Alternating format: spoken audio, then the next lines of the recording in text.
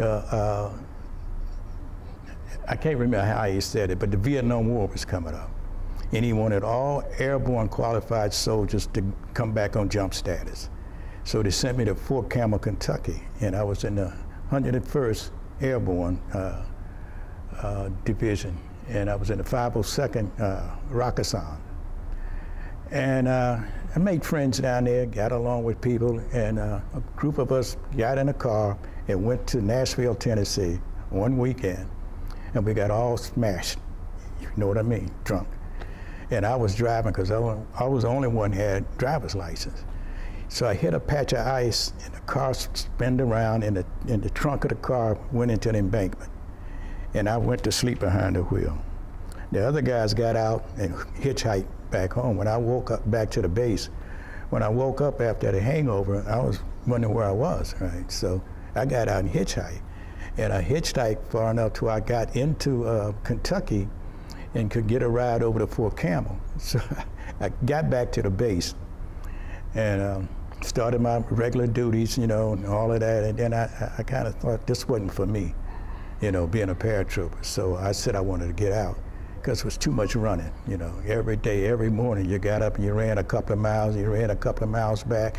Before the end of your day, you had to run again. You did PT all the time, you know. Always jumping out of planes, crawling up ropes and stuff. So I transferred from the airborne after I had that accident, because I had injured my shoulders in a car accident that I told you and slipped off the road. So I had come off of jump status. I'm kind of backwards on this. I came off of jump status because of my injuries. And they sent me to this quartermaster unit. And all I did there, because I couldn't jump anymore, so what I did there, I made dog tags. That's what I did, dog tags, and I ran laundry trucks and, you know, stuff like that. And I was on guard duty one night, and I come, you know, 2 hours on, 4 hours off. So after my 2 hours on, I went to the day room. I don't know if you know what a day room is. That's where the GIs can go relax and play pool, you know, and play cards and watch TV. And I had 4 hours now to rest before I went on duty again. So I sat down in the day room, and the TV was on, and President Johnson came on, and he said, he was talking about the Vietnam War, and he said, I want 125,000 men ready to move to Vietnam in a minute's notice. The next morning, we started packing up. Everything we had to pack up, we sent to Mississippi to put on the ship. And then after all that was done, then we flew to California to get on a troop ship to sail across the Pacific to the Philippines. After we left the Philippines, we went to Vietnam, and we came off the coast of Vietnam early in the morning, late at night, early in the morning, and you couldn't see anything. But then we see planes flying, the lights from the planes, right? They would fly over the ship. You could see them searching the ship to see what it was, like telescope, not telescope, but what do you call big lights? Spotlights, yeah. And the next morning, we saw the planes diving in on the beach, on the jungle, and we got on a big, I don't know what you call it, LSU or something, that took us to the beach, and the thing came down, and we walked off, and there were some singing girls there. Vietnamese welcoming us. Then we got on another boat and went up in the Saigon River to Saigon.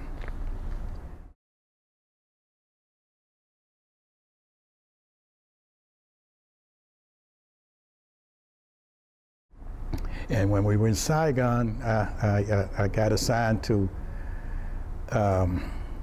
624th Quartermaster Unit. All of this I'm trying to bring back, you know, the 624 Quartermaster Unit, and part of that was the grade registration. I had never been trained for grade registration. There was no school open in Hawaii at the time.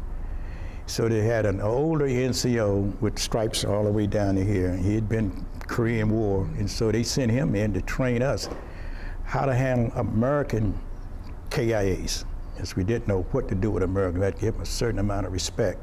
So we went to a Vietnamese cemetery, and there was no refrigeration at the Vietnamese cemetery. the people just laid out on platforms, the dead Vietnamese soldiers. And we learned how to take the uniforms off the soldiers, you know, and take the clothes off and then put tags on their toes and make a chart of where the wounds were, you know, that type of stuff, and how to turn them over and pull the clothes out from under them and flip them back this way to pull their clothes off, their uniforms off. After that 2 weeks of training, then I went to the U.S. Air Force mortuary. Now I was ready to work on a lot of dead American soldiers. So I got the training. The embalmers were from the Philippines, so they trained us how to do fingerprinting, how to shoot in the, you know, up here, down there, and this one up and that one down, and shooting down here and all of that, you know, all of those things to embalm the body.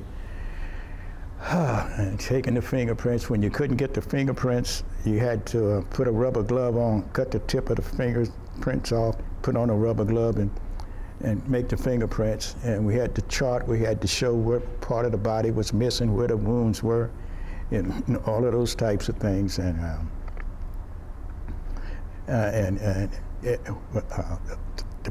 the biggest part, the problem, I'm trying to get it together, was when the 1st Cav Division, which was the first Air Assault Division, was changed to the 1st Air Cav.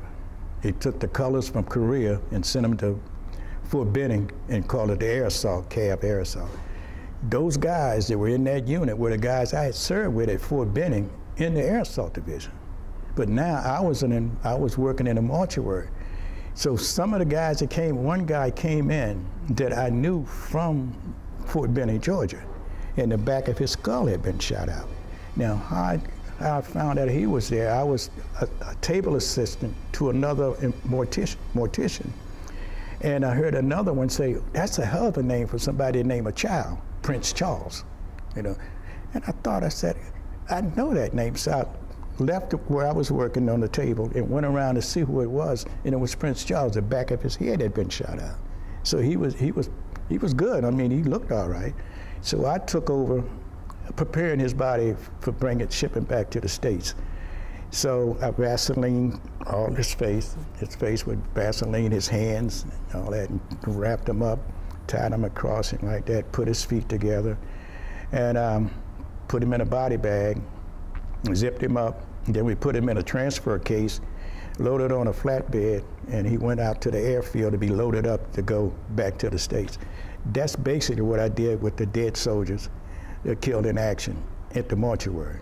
Some of them were decomposed, some of them were in pieces, some of them were floaters that had been floating in the water. It was all kind of, I can remember one from the 1st Cav. There was so much filth and dirt and weeds and sticks and everything on these bodies when they came out these bags that the drain holes in the center of the mortuary were plugged up with skin and hair and all of those things, and the maggots, and you had to walk around stepping on all that stuff. And I guess there were 2 reefer trucks full of dead bodies, the 1st Air Cav, full of the dead bodies. One thing I forgot to mention to you, we had to have sergeants come from those units to come down to give us personal identification on these KIAs. And one of the sergeants, tall guy, and he looked down at unzipped the bags, and he could identify these soldiers so we could get them processed. And it wasn't 3 weeks later that he was in there. That's a coincidence. The bodies he came to look at were people in his platoon or whatever. He came to identify them because we didn't know who these guys were, you know, because we were just packing them, putting them in helicopters and taking them back to the mortuary. So we had to have people from the company, from his unit, to come in and help us identify these bodies before we could ship them.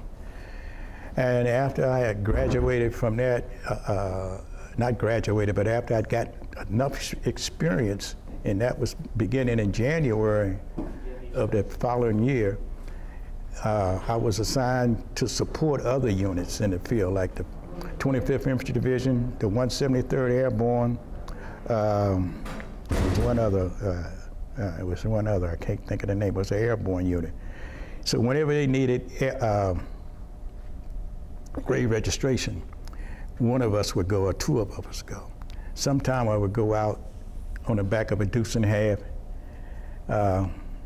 long ways into the jungle, up the road or wherever we were going, and to pick up floaters, guys that had been shot, and they float into these rice paddies. So we get something to pull them up to the bank where we could like put it under them and then pull them up, and they would just bloat it, just like this, and put them on trucks to take them back to the mortuary. I'm missing a lot of things, but and pulling bodies out of helicopters that had crashed, burned and crashed, and the bodies were burnt, and all the outside of them was burnt, and the tissue was coming out of the bodies, because they were bloated and they were splitting. And that was a hard job to do. You had to put them in bags and take them back to the mortuary, those types of things. And then I had the responsibility of convoying remains from the, oh Lord, what was the name of that unit? The GGREG 1. They were way out in the jungle somewhere. They had an airfield about that long, about that wide, and the jungle was right up to the edge. And so when they came in, they didn't come in on a glide path. They came in, dropped down, hit that airstrip, slowed, reversed the propellers, and what was on it, you had to push everything off the back of that truck, off the back of the ramp of the C-130. No, C-130. No, it wasn't a C-130. It was whatever it was. It was a Air Force plane, and I'm trying to get it together. Pushed them off the back, pushed all the Christmas. It was Christmas time. That's what it was. And the plane was full of gifts for soldiers. Any soldier. To the back of the plane, after all the stuff that the soldiers need to pull their duties, it was all these Christmas presents coming in. And the plane would taxi down, turn around, the engines up, and if you wasn't off, the plane he wasn't stopping, he was gonna go right back up, so we had to push everything off. Oh Lord, it's just so much. And I did convoy remains for the 1st Infantry Division. They get the bodies. I'd have to wait forever for a helicopter because nobody wanted to fly these guys, the dead ones, so nobody wanted to fly them. So once I got a helicopter, we had to load them on a helicopter, and some of these helicopters, the doors were open because they had machine guns on them, So when they take off and they banking, the helicopter like this, and and I'm trying to keep the bodies from sliding out the door. So that was kind of nerve-wracking, and just watching and they would go down low over the jungle, top of the jungle, so they wouldn't be seen, and then they would go up, and then they would come down and go up and come down. I would get down to Saigon, unload the bodies to the mortuary. Then I'd have to find my way back up to where I came from. So they had this room on the airbase that you could go in and see if you can find a helicopter going where you needed to go. And you could sit there for a day or so waiting for a helicopter going in your direction. So when I found a helicopter going back to the 1st Infantry Division, I can't remember the base name anymore, but going back up to the 1st Infantry Division,